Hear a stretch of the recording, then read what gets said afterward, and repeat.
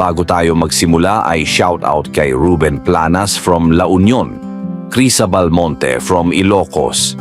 Dear Mang Tomas, isa din ako sa mga taga-subaybay sa iyong YouTube channel. Itago niyo na lamang ako sa pangalan na Margarita, isa akong OFW dito sa Hong Kong. Masasabi kong mapalad ako dahil mababait ang mga amo ko. Hindi katulad ng mga amo ko noong una, sila ay malulupit. Sabi ng iba na kapag makakasama mo ang iyong mga biyanan na mababait, ay mapalad ka pero hindi yung mga mukhang pera. Narito ang simula ng sulat ko, Mang Tomas.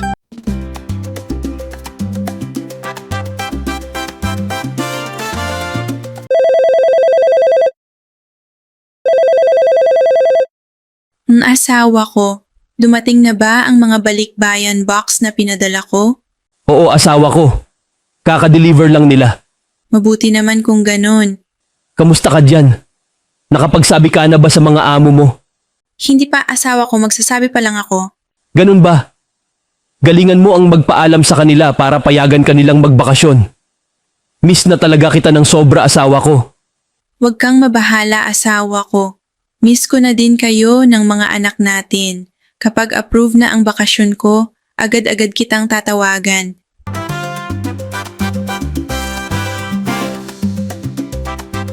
Daddy, may seminar kaming pupuntahan sa Manila bukas. Ganun ba, Lee? Hanggang kailan kayo doon? Isang araw lang kami doon, Daddy. Uuwi din kami agad pagkatapos ng seminar. Akala ko pa naman kung magtatagal kayo doon. Hindi po, Daddy. Uuwi din kami agad. Sige, mag-iingat ka, anak ko. Huwag mong kalimutan ang magdasal palagi lalo kung magbibiyahe ka ng malayo. Sinabahin mo na ba ang nanay mo? Oo, Daddy. Nag-usap na kami kanina ni Mommy sa cellphone.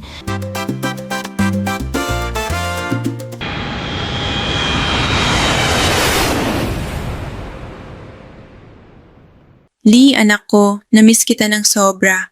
Parang kalian lang noon na umuwi ako, magkapareho lang tayo ng tangkad ngayon, mas matangkad ka na sa akin. Binata ka na talaga. Siyempre, Mommy. Alagang tatay ako.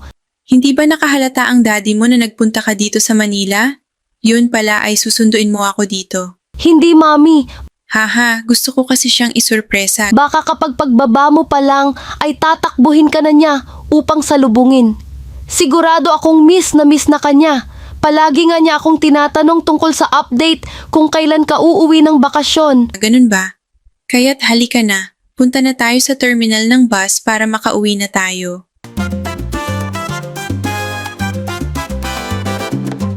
Oh, hindi naman yata surpresa ang pag-uwi ko.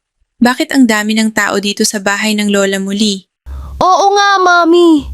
Sige, ibaba mo na ang mga gamit ko, anak ko. Sige, Mommy. Kukunin ko lang ang iba mong gamit sa likod ng sasakyan. Hipag, mabuti naman at nakauwi ka na. Halika, pumasok na tayo. Kamusta na kayo, Hipag Mercy? Sino ang nandyan? Naatake si Kuya Ben kagabi, Hipag. Itinakbo naming sa hospital pero dead on arrival na ang kapatid ko. Wala na si Kuya Ben, Ate Margarita. Wala na ang napakabait kong kapatid, Ate Margarita. Hindi totoo ito. Hindi.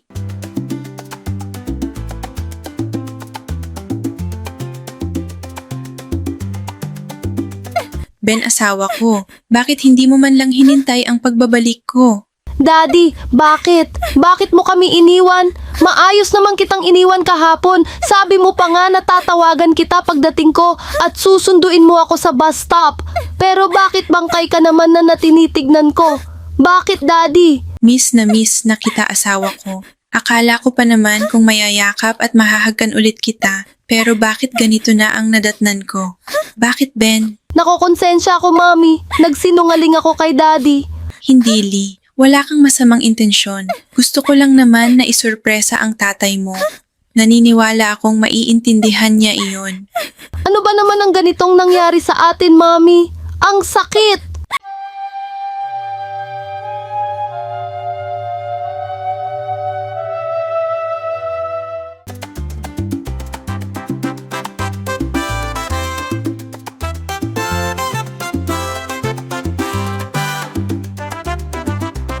Ngayong wala na si Ben, dito muna si Lee natitira sa bahay namin, Margarita. Oo, nanay. Salamat sa tulong niyo. Mabuti dito dahil mababantayan at maasikaso ko siya habang nagtatrabaho ka. Mahirap sa inyo kasi walang titingin sa kanya. Walang magluluto ng pagkain niya at maglalaba ng kanyang mga damit. Marunong naman niyang magluto at maglaba, nanay, pero wala lang siyang kasama doon. Kaya nga sinabi ko na dito na lamang siya titira. Oo, nanay, wag sana ninyo siyang papabayaan. Alangan naman na pababayaan ko siya, apo ko naman siya. Basta wag mong kakalimutan ang magpadala ng allowance niya. Oo, nanay, yan ang gagawin ko. Mabuti kung ganun. Alam mo naman na wala kaming trabaho ng tatay mo at umaasa lang kami sa mga kapatid ni Ben, kaya pagtiyagaan mo na lamang kami at bigyan mo din ng allowance ang anak mo. Kung may madami kang pera, ay bigyan mo na din kami.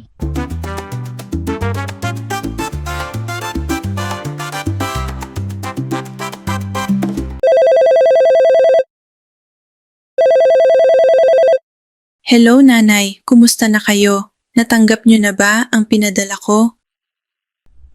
Oo, anak ko, salamat sa pinadala mo. Oo nga pala, sa susunod na pagpapadala mo, dagdagan mo, okay? Plano ko kasing magpatayo ng konting sari-sari store dito sa harap ng bahay para may pagkuhanan din ng kaunting panggastos kung may kita ito para sa pang-araw na araw na buhay. Ganun na din sa araw-araw na pambaon ni Lina, anak mo. Magandang ideya nga iyan, nanay. Talagang maganda dahil wala masyadong sari-sari store dito. Magbebenta din daw si Mercy ng barbecuehan dito sa harap. Sige, nanay, magpapadala ako ng pagpapatayo ninyo ng store. Isusunod ko na din ang pangpuhunan ninyo.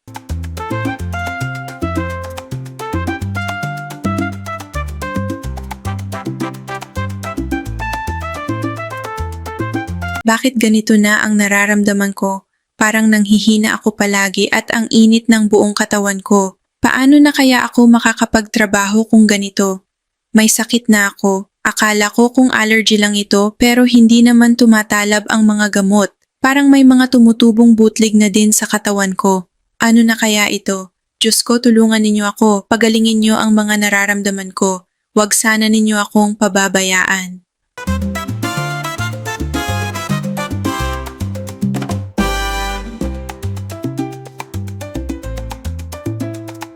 Me and my wife decided to send you to Philippines. Don't worry. If okay, just send us message so that we can take you back here to work again with us. Okay. Okay, sir. We will give you money. You will use it for your medication in the Philippines. Thank you so much, sir. Thank you very much. No. Don't cry. Don't cry. I'm just happy, sir. Thank you for helping me. Oh, no problem. It's because you are good. You are good to us, husband and wife. You are hardworking. Thank you again, sir. Thank you very much. Yeah, it's okay. We will with my wife to go home, and we will take you to the airport later.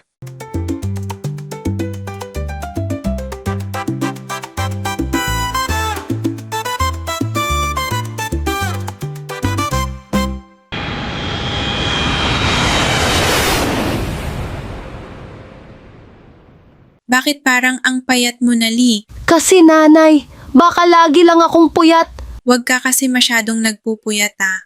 Paanong hindi ako magpupuyat eh? Yun naman ang oras ng trabaho ko, mami. Ano, nagtatrabaho ka sa gabi? Oo, mami. Kulang kasi ang binibigay ni na lola na baon ko. Kulang yon sa mga gastusin ko, kaya nag-working student na lamang ako. Ano, panong kulang? Sobra-sobra pa nga ang binibigay ko sa kanila. Alam ko naman na sobra, mami, pero hindi na lang ako nagsasalita. Lagi kasing sinasabi ni lola na kulang daw ang pinapadala mo. Ano? Alam kong nahihirapan ka sa abroad, mami, kaya di na lang ako nagsasalita. Baka kasi sabihin pa ni lola na nagsusumbong ako sa'yo. Ano ba naman? Ganyan pala ang ginagawa nila sa'yo, anak ko.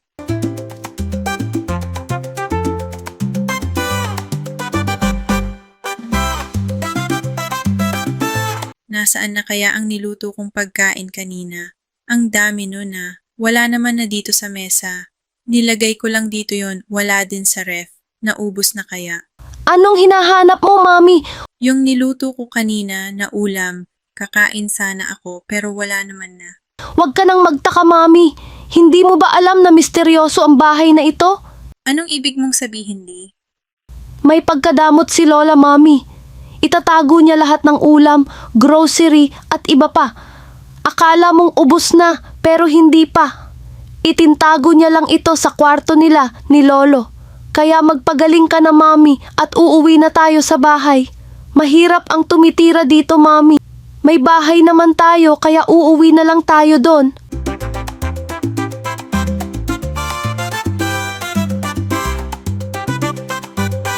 Nanay, uwi muna kami ni Lee sa bahay habang nagpapagaling ako.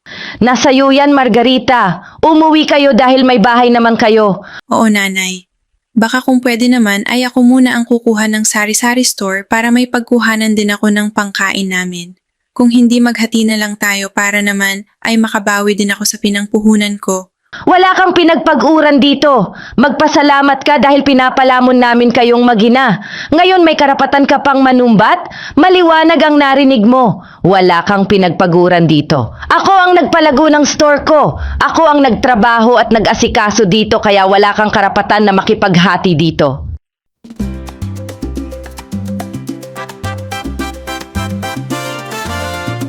Sige, umalis na kayo. Kunin ninyo lahat ng mga gamit ninyo dito sa bahay at wag na kayong magpapakita muli.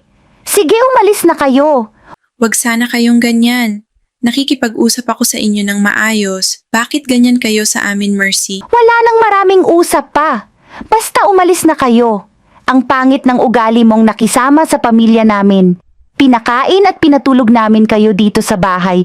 Pero ikaw pa ang may ganang maningil sa amin. Ang kapal ng mukha nyo. Ano, ako pa ang walang utang na loob.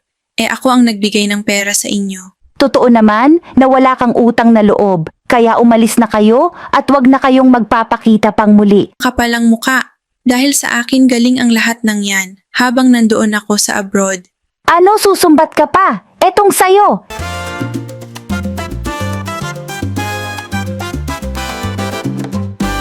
Tama na ang pag-iiyak mo, Mami. Baka ano pa ang mangyayari sa'yo. Hayaan mo na, Mami. Di anak ko, kung nabubuhay pa sana ang tatay mo, hindi sana naging ganito ang buhay natin. Hindi ko alam na ganun pala kapangit ang ugali ng lola at tiyahin mo. Hayaan mo na, Mami. Hindi bali ay nakaalis na tayo sa kanila. Pasensya ka na at iniwan kita sa kanila, anak ko. Hindi ko alam na naghihirap ka na pala sa kanila. Wala kang kasalanan, Mami. Hayaan mo na tapos na ang lahat. Ang mahalaga ay nakaalis na tayo sa kanila. Sige na, Mami, tayo na. Hindi ba ngayon ang follow-up check-up mo? Halika na at sasamahan kita, Mami, sa ospital.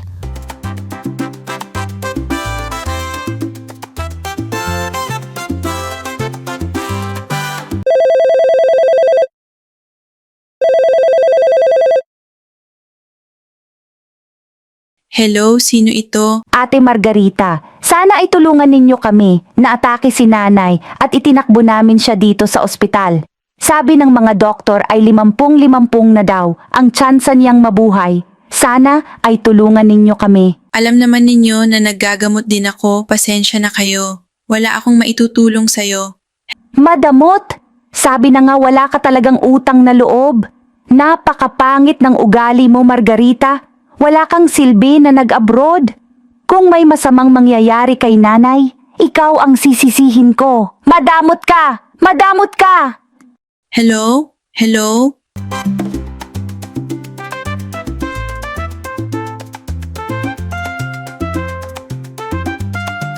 Wala na daw si Lola, Mami. Patay na daw siya.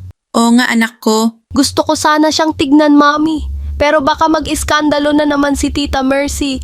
Nakakahiya sa mga tao. Oo nga, at binantaan pa niya ako bago mamatay si nanay. Sige, Mami. Hayaan mo na. Huwag mo nang isipin yon. Mas stress ka lang. Magpagaling ka, Mami, para bumalik ang dating sigla mo. Oo, anak. Salamat sa'yo dahil lagi kang nandyan sa tabi ko. Walang problema, Mami. Tayo lang naman ang magtutulungan. Mahal na mahal at pinahahalagahan kita, Mami, ng lubos. Yan sana ang palagi ninyong tatandaan, Mami ko.